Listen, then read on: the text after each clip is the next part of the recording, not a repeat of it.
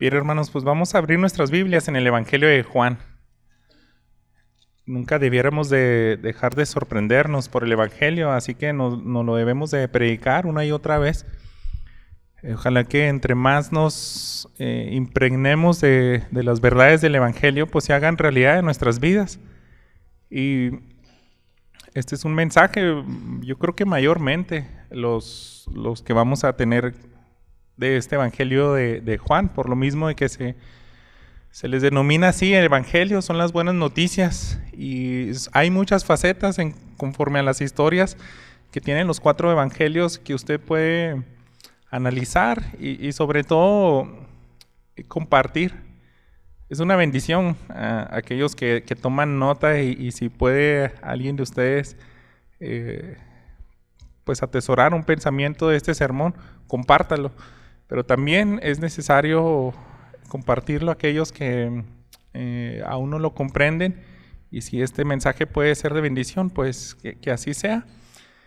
El día de hoy, hermanos, estamos en el capítulo 3, los versículos 22 al 36, para concluir este capítulo 3 del Evangelio de Juan, y yo le puse ver la vida y evitar la ira. Ese es el título del sermón de hoy. Vamos a ver estas realidades, cómo podemos ver la vida eterna y evitar la ira de Dios. Y solamente pues son 2 cosas que quiero compartirles para poder evitar la ira y ver la vida eterna. Nosotros debemos de entender la importancia de la humillación. Y Juan el Bautista nos va a enseñar bastante de eso en este día. Y también vamos a ver el único que puede librarnos de la ira de Dios. Permítanme darle una lectura a estos versículos del 22 al 36. Dice así la palabra de Dios.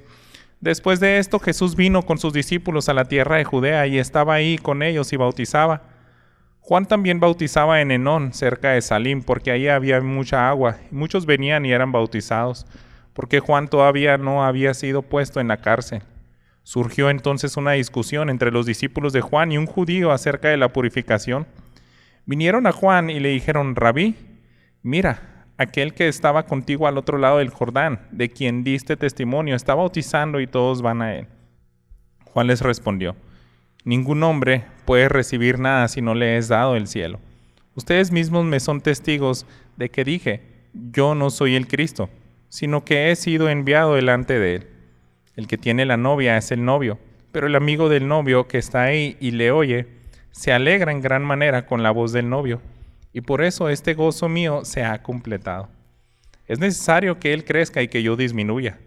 El que procede de arriba está por encima de todos. El que es de la tierra procede de la tierra y de la tierra habla. El que procede del cielo está sobre todos. Lo que él ha visto y oído, de eso da testimonio, y nadie recibe su testimonio.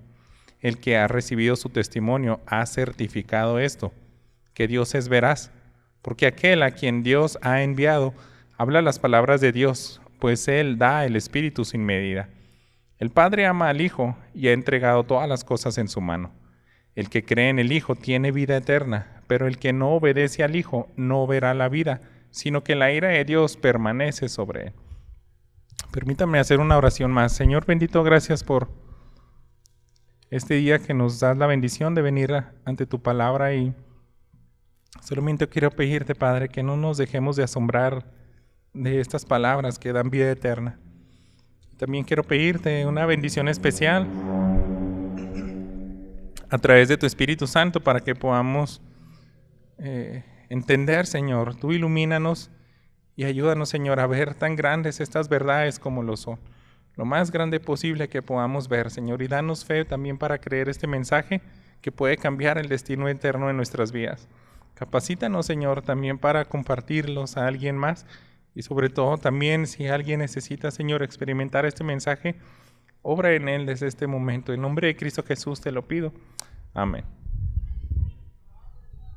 Bueno, yo creo que debemos de hacer un poco de recuento de lo que está ocurriendo aquí en el Evangelio de Juan. Hace rato que no retomábamos estas predicaciones, pero en este primer punto, la importancia de la humillación, lo vamos a ver respecto a cómo Juan el Bautista enseñó a sus discípulos la importancia de esta virtud que se convierte en algo tan distintivo de los hijos de Dios. ¿Cómo es que tú te humillas para que alguien más se exalte? Y el creyente lo debe de hacer para que Jesús brille. Entre más nosotros podamos tener en mente que es una distinción de nuestras vidas, cualquier cosa que hagamos, hermanos, nos va a mover a que nadie se acuerde ni siquiera de tu nombre. Si tú llegaras a hacer algo tan grande para Dios, nosotros vemos a mí me encanta mucho la biografía de misioneros porque ellos entendían esta verdad. Y hay instrucciones, incluso cuando se iban a morir, decían, no hagan cosas, no nos exalten tanto. Yo quiero que cuando ya esté en el cielo ni se acuerden de mí. Solamente acuérdense que todo lo que hice durante mi vida y mi ministerio fue para la gloria de Dios y Él es el que lo produjo a través de mí. Se me ocurre nada más una historia de Gladys Aylward, una misionera que bendijo a tantos niños, hizo tantas cosas por gracia de Dios. Y ella dijo, cuando me muera, yo no quiero que nadie sepa dónde me van a enterrar. Porque son capaces de, pues a lo mejor hasta exaltar tanto el lugar, la lápida, tomarle fotos y decir, oh, qué grande misionero. No, nadie, no me hagan ni siquiera una tumba. Entonces eso es lo que debemos de entender desde ahora de adelante, hermano. Entre más nosotros pudiéramos hacer cosas por nuestro Señor Jesucristo, que nadie se fije en nosotros. Lo único que pudieron hacer para esa misionera fue una fuente y pues ahí se quedó. Yo digo que hasta a lo mejor ni ella lo hubiera deseado, ¿no? Fue en contra de su voluntad. Pues no te hicimos lápida, pero te hicimos una fuente y ahí está el recuerdo. Pero al menos quedó plasmado el sentir de ella.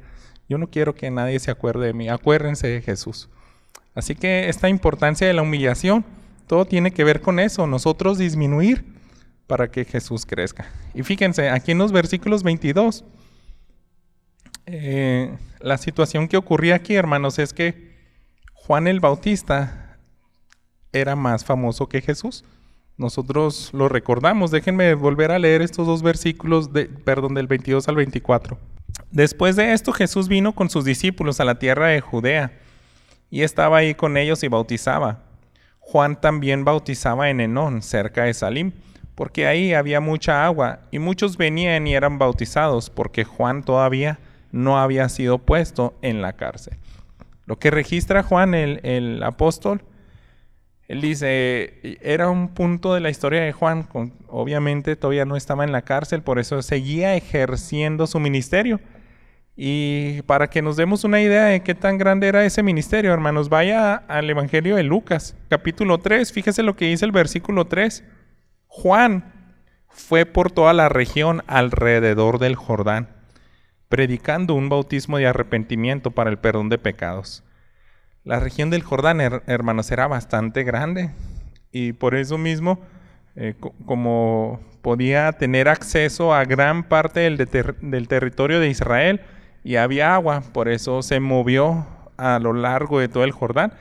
Y fíjese lo que dice el versículo 7, ahí mismo en Lucas 3. Por eso Juan decía a las multitudes que acudían para que él los bautizara. Y vemos el mensaje específico que les daba acerca de arrepentimiento. Pero dice, eran multitudes. Eran miles y miles de personas porque ya tenían 400 años que no aparecía un profeta. Y cuando Juan aparece, pues todo Israel va a bautizarse. Juan, hermanos, era más famoso que Jesús. Pero llega el día donde dice, ¿saben qué? Él es más importante que yo. Y nunca dejó de poner énfasis en eso. Pero aquí en este pasaje de Juan inicia el declive. Aquí es donde dice, esa popularidad de Juan el Bautista no le duró para siempre. Nunca fue más popular que Jesús. Podía haber tenido miles de personas, pero esas multitudes empezaron a cambiar de persona. Por eso nos dice el versículo 25 aquí, regresando a Juan el capítulo 3, surgió entonces una discusión entre los discípulos de Juan y un judío acerca de la purificación. Vinieron a Juan y le dijeron, Rabí, mira, aquel que estaba contigo al otro lado del Jordán, de quien diste testimonio, está bautizando y todos vienen a él. Juan le respondió: ningún hombre puede recibir nada si no les es dado del cielo. Ahora, hermanos, yo creo que la discusión aquí giraba en torno a la idea central que nos quiere transmitir Juan. Si el ministerio de Jesús estaba creciendo y el de Juan estaba menguando, esa discusión tenía mucho que ver con la purificación que tiene de trasfondo el bautismo. Matthew Henry, este teólogo, sugiere lo siguiente, dice: lo más seguro es que este judío con el cual platicaban tenía tres vertientes el debate de ellos. Uno, ¿cuál es la importancia del bautismo de los judíos para hacerte prosélito o de la nación de los judíos? ¿O qué sería más importante, el bautismo de Juan el Bautista o el bautismo de Jesús? Muy probablemente en eso radicaba el debate. Ellos estaban diciendo: oye, pues es que Juan el Bautista, miles y miles de personas íbamos a él y es muy importante su mensaje de arrepentimiento de un Mesías. Pero otros decían: no, pero Jesús es el prometido y aunque todavía no es tan popular, pero se me hace que ese es el mejor bautismo que debiéramos de aplicar en nuestra vida. No nos vamos a bautizar con Jesús o con Juan el Bautista o todavía con los judíos tradicionalistas. Así que yo creo que en base a esa discusión, Juan el Bautista les da una respuesta muy sabia, y yo creo que era la correcta, que es lo que encontramos en este versículo 27. Les responde: ningún hombre puede recibir nada si no le es dado el cielo. Y deja un principio, ¿verdad? Todo lo que poseemos es dado del cielo. Todo lo que yo he hecho en mi ministerio ni siquiera es por mí, se me dio por gracia. Yo soy un profeta muy importante, seguramente muchos tienen una muy buena opinión de mí, pero aún eso se me dio. La manera en que yo nací fue milagrosa, mi madre ya era avanzada de edad, nunca había podido tener hijos, pero este ministerio y todas las multitudes y este mensaje que es de gran bendición de yo preparar el camino al Mesías, eso se me entregó, yo no lo escogí, se me obsequió. Así que, dejando ese principio, él quería decirle a aquellos del debate: ¿saben qué? Todo lo que viene del cielo, todo lo que nosotros podemos recibir, es una bendición del Padre. Y el que más podemos pensar y resaltar que es bendecido, pues es nuestro Señor Jesús. Más que nadie, Él, el Hijo de Dios, ha recibido tanta bendición. Yo creo que Juan el Bautista sigue haciendo ese énfasis de la diferencia entre él y Jesús. Si regresamos al capítulo 1 de Juan, cuando aparece por primera vez y le hacen muchas preguntas, déjenme recordarles lo que dice en el versículo 8. No era él la luz, hablaban de Juan el Bautista. Juan el Bautista no era la luz, sino que vino para dar testimonio de la luz. Y el versículo 9 dice: existía la luz verdadera que al venir al mundo alumbra a todo hombre. La luz que es Cristo Jesús, esa es lo más importante, la que en verdad alumbra al hombre. Juan el Bautista solamente lo anunció, pero Jesús es la luz. Los que se iban tras Jesús, por tanto, no era ningún problema para Juan. Él siempre lo entendió. Es más, de todo lo contrario, a él le daba más gusto cómo esas multitudes que escuchaban atento a su mensaje, de pronto iban ahora a seguir a Jesús. Todo esto está enseñando Juan el Bautista a sus discípulos. Y también no olvidemos, si ese debate de la purificación a lo mejor tenía otras intenciones de comprender todo esto, podemos ver ahí también lo más importante en cuanto a la purificación tiene que ver con Jesús, hermanos. Ahí en el mismo capítulo 1 de Juan, si todavía sigue ahí, el versículo 29, él dice: al día siguiente Juan vio a Jesús que venía hacia él y dijo: ahí está el Cordero de Dios que quita el pecado del mundo. ¿Se acuerdan? Juan el Bautista fue el que pronunció esas palabras. El único que puede purificarte y de manera de raíz es Jesús. Todos los sacrificios que hacíamos como israelitas solamente cubrían el pecado. Era una sombra de lo que iba a venir, pero el que verdaderamente quita, purifica nuestras vidas del pecado es Jesús. No solamente podemos tener esas pistas que ya nos dejó el evangelista Juan, el evangelio. Avance ahí al capítulo 2 y dice el versículo 6. Recordamos su primer milagro. Había ahí seis tinajas de piedra puestas para ser usadas en el rito de la purificación de los judíos. En cada una cabían 2 o 3 cántaros. Y si recuerdan la enseñanza de este pasaje es que ¿por qué Jesús utiliza esas tinajas de purificación para convertir el agua en vino? Porque no les convirtió el agua en vino ahí en sus vasos, sino que Él siempre tenía propósito en hacer las cosas. Él quería dejarle señales y esa señal pues queda bien establecida ahí mismo. Pero en el versículo 11 dice, este principio de sus señales hizo Jesús en Caná de Galilea y manifestó su gloria y sus discípulos creyeron en Él. Si quieren entender una verdadera señal de purificación, el que cambia todo, la manera como nos purificamos en el pasado, y que puede cambiar la naturaleza del hombre, así como cambia la naturaleza de las cosas, ese es Jesús. Todo lo que tenga que ver con purificación, nadie puede igualar a nuestro Maestro Jesús. Avance. En el versículo 16 también Él purifica el templo con autoridad. Vemos como Él dice, vendían palomas a los que vendían palomas y los que les vuelca las mesas y les tira las monedas en el templo. Les dijo, quiten esto de aquí. No hagan de la casa de mi padre una casa de comercio. Él se indignó, Él purificó el templo.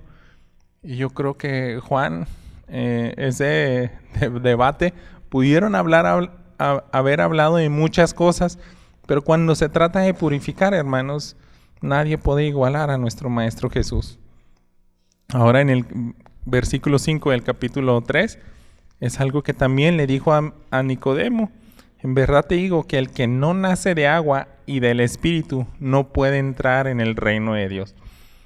Y también nos imaginamos toda esa conversación que tuvo con Nicodemo, que seguramente lo llevó a pasajes del Nuevo Pacto en Ezequiel y Jeremías.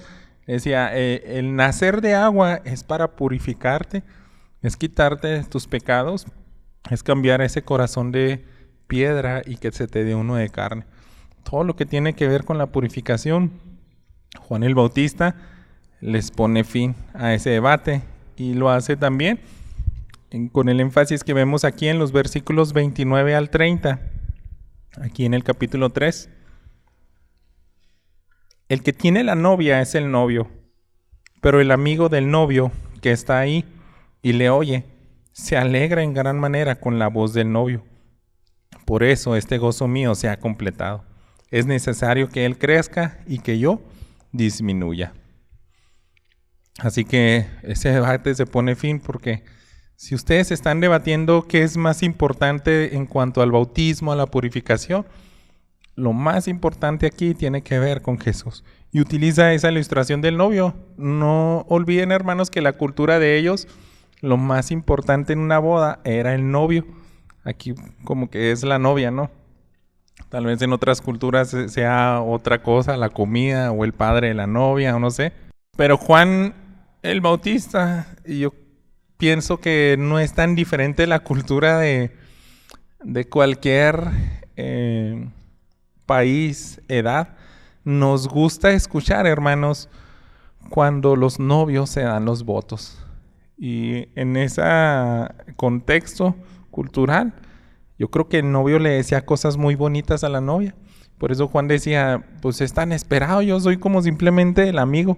Ahí estuve puntual en la boda y en los preparativos, pero todos lo que más esperábamos era que el novio llegue, porque todo gira alrededor de las bodas. Yo creo que Juan se refería también a un amigo especial que se acostumbraba en bodas judías, como aquí nosotros conocemos la dama de honor. Qué curioso, ¿verdad? Cómo cambian las culturas, pero allá era el amigo de honor. Y Juan decía, para mí es un lugar tal vez privilegiado, pero no se compara con el novio. En una boda todo gira alrededor del novio y yo me gozo mucho en escucharle.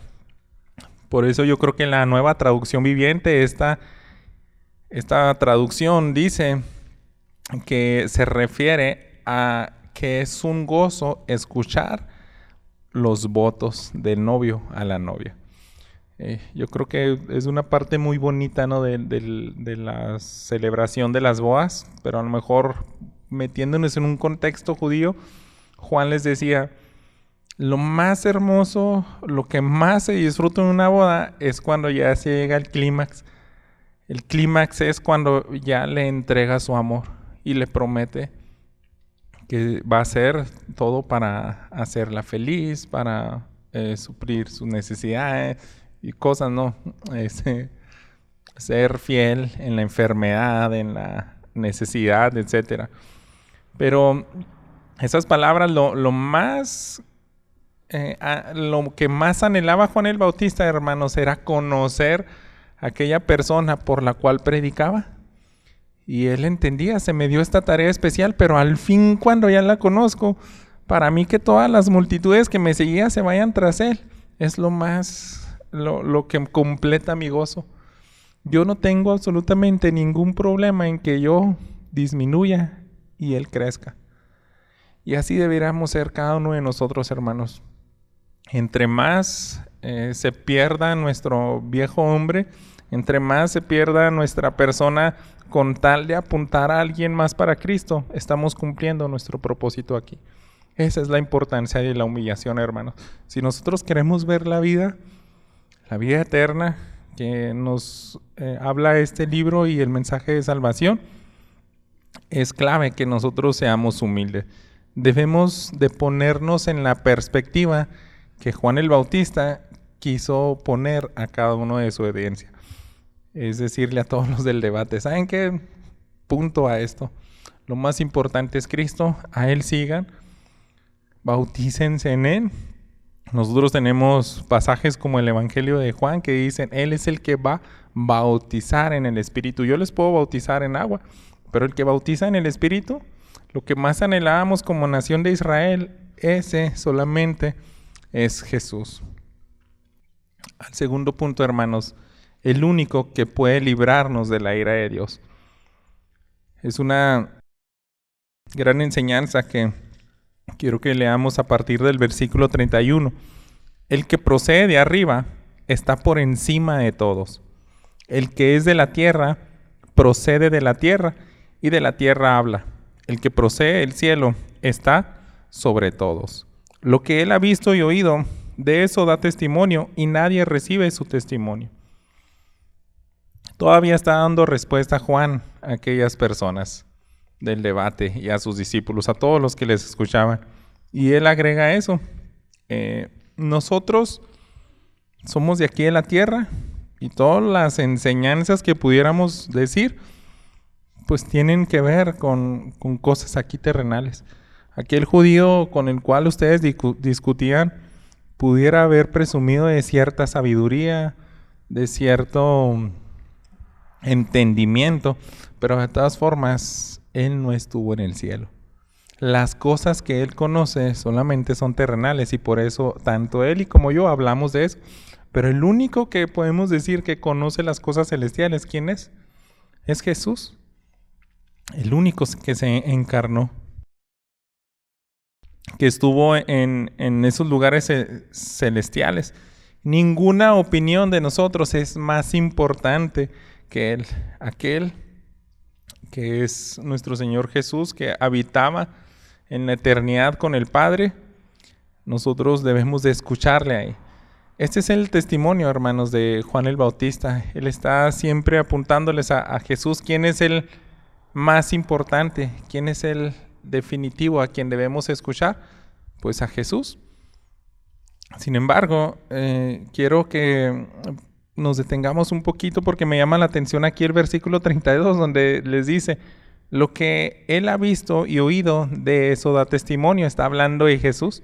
Lo que él vio y escuchó en el cielo, de eso habla. Pero nadie recibe su testimonio. Nadie recibe su testimonio. Quiero que nos detengamos un poquito aquí, hermanos, porque de 19 traducciones de la Biblia en español que yo consulté, solamente 2 dicen que son muy pocos los que aceptan ese mensaje. Se refieren de esa manera. Pero una traducción ya literal, es decir, no son pocos. Es que absolutamente nadie acepta ese mensaje. De ahí, hermanos, algunos círculos teológicos y algunos teólogos sacan un término que no sé si usted lo ha escuchado, pero se le llama la depravación total. Y a eso se refiere. Nadie absolutamente, el Evangelio de Juan es bien claro. Juan el Bautista dijo, ¿saben qué? Esas cosas que hablan de lo celestial, nadie las acepta. Absolutamente nadie. Es una palabra bien tajante y así como que chocamos. Y decimos, ¿cómo que nadie? Nadie quiere aceptar ese mensaje de salvación. Y Juan dice, así como lo oye. ¿De qué nos habla eso, hermanos? Que incluso si uno llega a aceptar ese mensaje de salvación, es porque se nos da, se nos entrega desde el cielo. Se nos da la capacidad de aceptarlo. Si nosotros regresamos en el versículo 27, dijo Juan, ningún hombre puede recibir nada si no les es dado del cielo. Así que si alguno de ustedes algún día llega a aceptar el testimonio de Jesús, es solamente porque se le dio del cielo.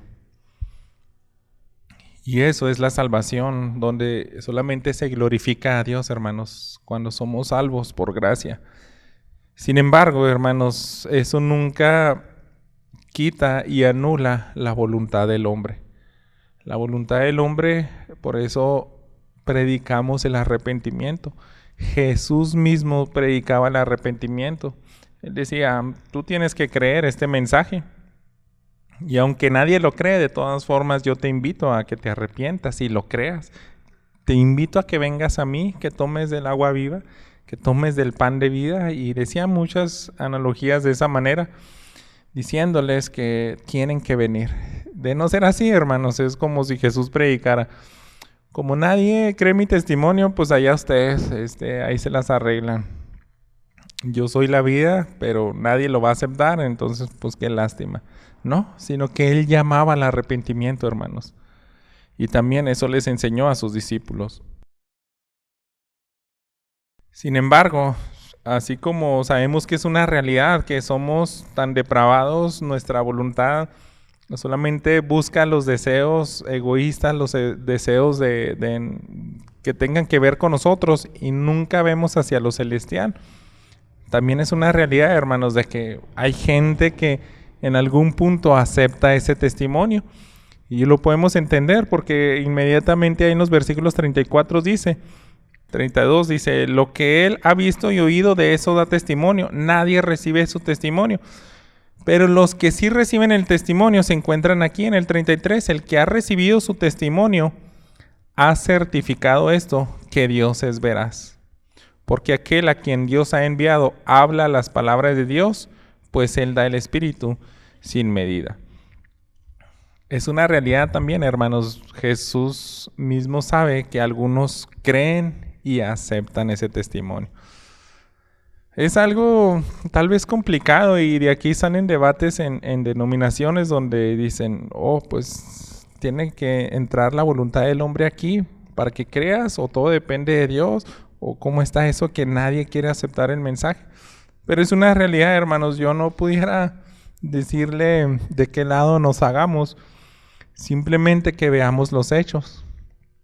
Tanto como es una realidad que nadie quiere aceptar ese mensaje y el testimonio de Jesús, tanto también es una realidad de que hay personas que sí lo aceptan. Hay personas que creen y nacen de nuevo. ¿Y quiénes son? Pues los que creen. Sí creen todas esas palabras celestiales que Jesús viene a hablar desde el cielo. Y son cosas como las que acabamos de ver. Acá, todavía Aquí al inicio del capítulo 3 tenemos toda esa conversación con Nicodemo. Si no se quiere ir tan lejos, simplemente vea todas las cosas que Jesús platicó con Nicodemo. Son cosas que nada más Jesús comprendía y vienen de lo alto. Así que el que cree esas palabras son los que sí reciben el testimonio de Dios y confirman, como dice este versículo, que Dios es veraz.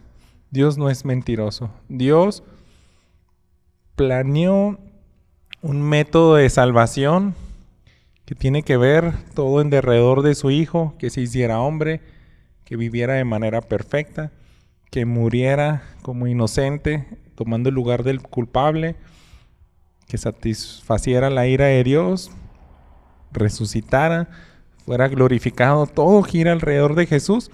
Así que cuando uno acepta el testimonio de Jesús, está diciendo, todo eso del que dijo el Padre es verdadero.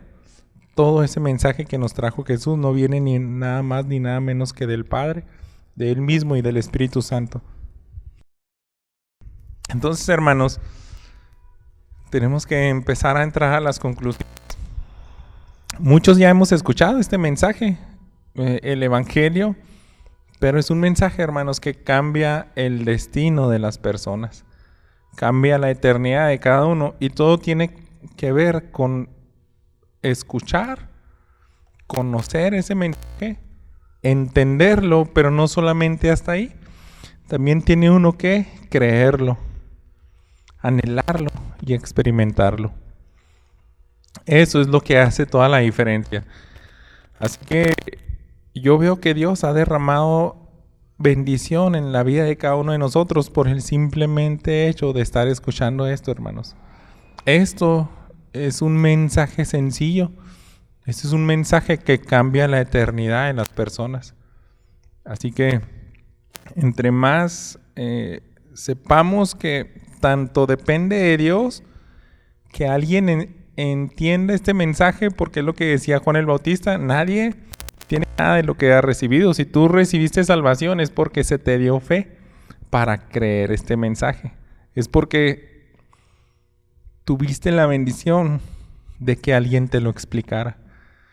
Hay países, hermanos, donde nunca ha llegado un misionero en toda la vida. Hay lugares donde no existe una Biblia en su idioma, donde no pueden tener ni siquiera audios traducidos a su lenguaje, ni tecnologías. Uno decía, pues internet, ¿tampoco no pueden entrar a internet? Pues todavía hay etnias que no tienen acceso al internet. Todo se recibe, hermanos, por gracia. Debemos de entender eso. Ahora sí, dice el versículo 35, a partir de que en el final del 34 dice, Dios ha enviado, al que Dios ha enviado, habla las palabras de Dios, pues Él da el Espíritu sin medida, tanto lo da a cada uno de sus hijos. Cuando Él da su Espíritu Santo a los que creen en Él, pues es una bendición porque no se los retiene y se los da la mitad, se los da completo. Pero cuanto más a su Hijo Jesucristo. Jesús vivió aquí, en ese entonces que estaba en su ministerio, tenía el Espíritu Santo operando por completo en su vida, por eso podía hacer milagros, por eso podía predicar con autoridad. Y lo vemos, ¿no? Inicia su ministerio hasta que es bautizado y el Espíritu Santo desciende a manera de similar a una paloma.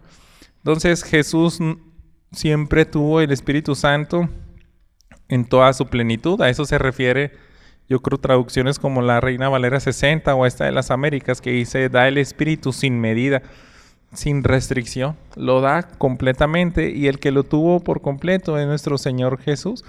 ¿Por qué? Porque dice el versículo 35, el Padre ama al Hijo y ha entregado todas las cosas en su mano. El que cree en el Hijo tiene la vida eterna, pero el que no obedece al Hijo no verá la vida, sino que la ira de Dios permanece sobre él. Dios ama al Hijo, por eso no le retuvo de manera plena el Espíritu Santo. Le ha entregado todas las cosas en su mano. Le entregó el mensaje de salvación para que lo compartiera mientras predicaba y sanaba y tenía compasión con las personas. En Él está la vida eterna, pero sin embargo, hermanos, aquí hay unas realidades que debemos de entender. Fíjense cómo lo plantea el último versículo. Dice, el que no obedece al Hijo no verá la vida eterna. Bueno, desde el inicio, el que cree en el Hijo tiene vida eterna. Es importante creer. Entonces, si lo planteamos de manera negativa, si no crees, no tienes vida eterna. Si no obedeces, tampoco tienes vida eterna, sino que la ira de Dios permanece sobre él. Y aquí también, hermanos, la mayoría de las Biblias dice de esa manera, permanece la ira de Dios. Y piense bien en eso.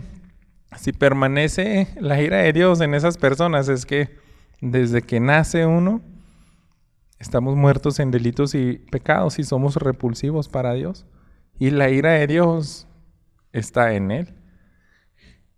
Muy pocas traducciones dicen, él conocerá la ira de Dios.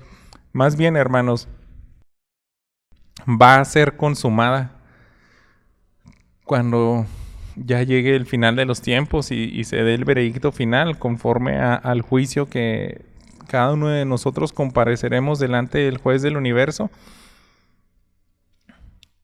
Se va a consumar esa ira de Dios. Muchos, tal vez hasta que puedan estar sentados en iglesias escuchando mensajes hoy domingo en la mañana, la ira de Dios está en ellos. Y mientras no crea, dice, permanecerá esa ira. Y se va a consumar esa ira. Y ahí es donde ahora sí van a sufrir por una eternidad.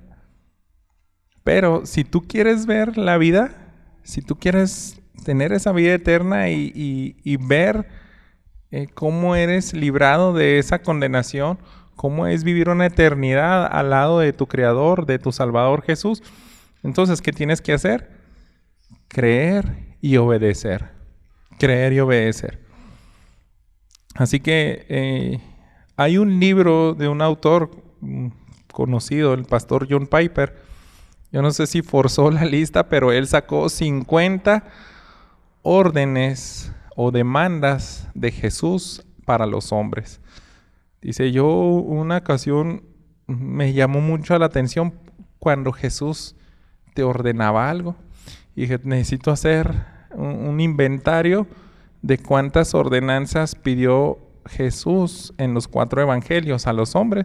Y de ahí sale este libro, me parece que en español se llama Lo que Jesús demanda, algo así. Pero cuando uno ve el contenido son 50 ordenanzas.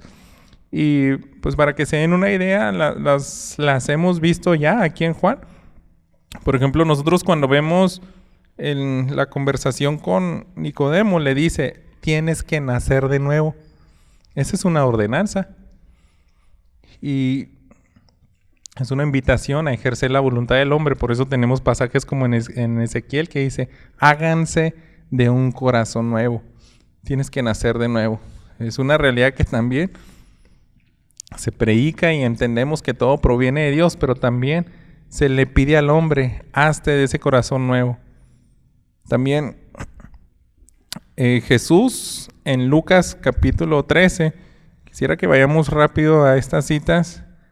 Él habló acerca del arrepentimiento. Solamente voy a citar así muy rápido, pues algunas pocas, ¿no? De las 50, no nos alcanza el tiempo. Pero fíjese lo que dice Lucas 13:5. Les digo que no, al contrario. Si ustedes no se arrepienten, todos perecerán igualmente.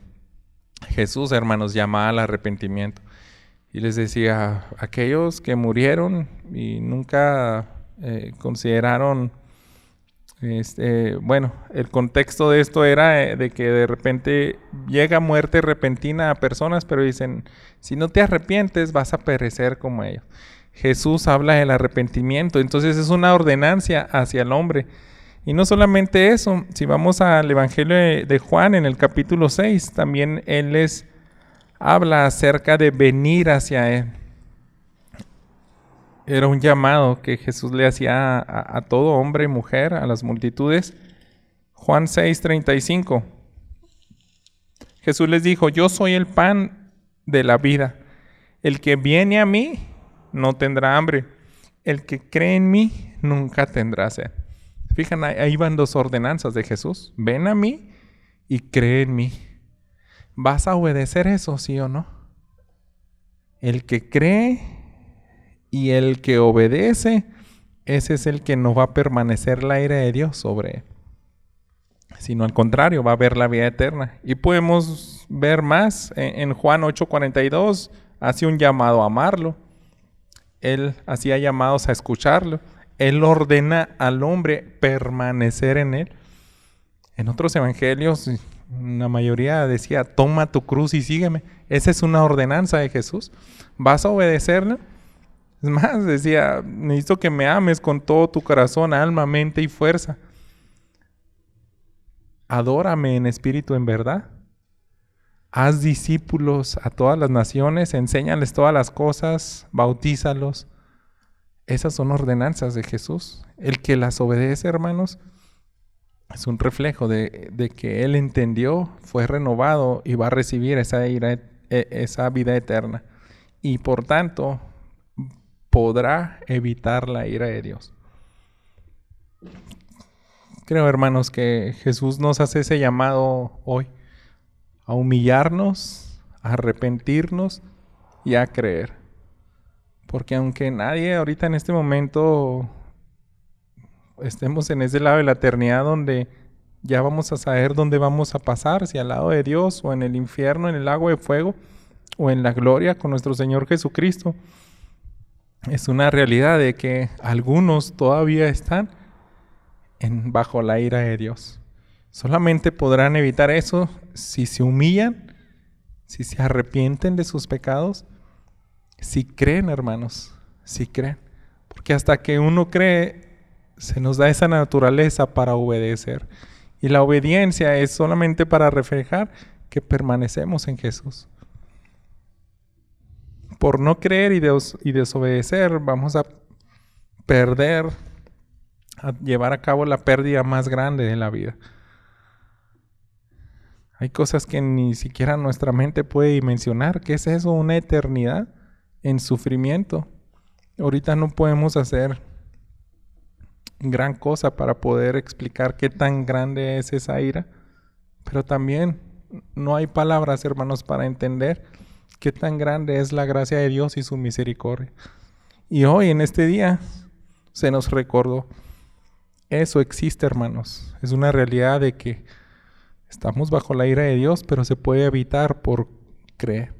Y ver la vida eterna es recibir esa gracia donde se nos perdonan los pecados, donde somos justificados.